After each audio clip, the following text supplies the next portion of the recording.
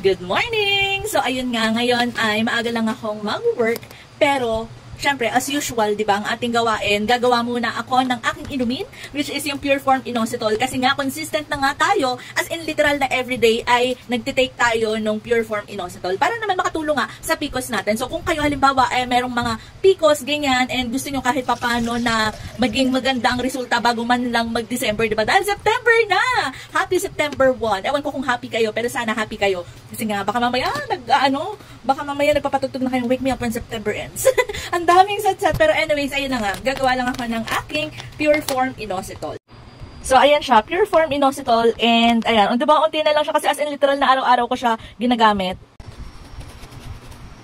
Yan. Pinapantay ko lang siyang ganyan. Tapos, lalagay ko na siya dyan.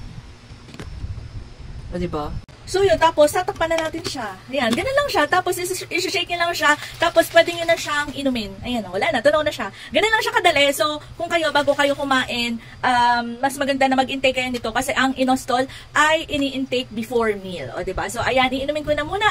Sige. Pero mamaya pa talaga kakain. Pero okay lang naman kasi at least mga 10 to 15 minutes bago kayo kumain, mag-take na kayo nitong Pure Form Inositol. Pero, ayan, pwede kayong uminom ng dito sa straw. Pero ako personally yan, gagantuin ko na lang para side na side. So, wait lang, inumin ko lang.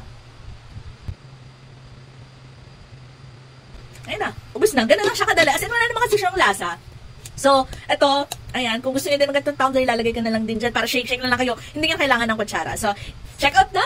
Happy September 1!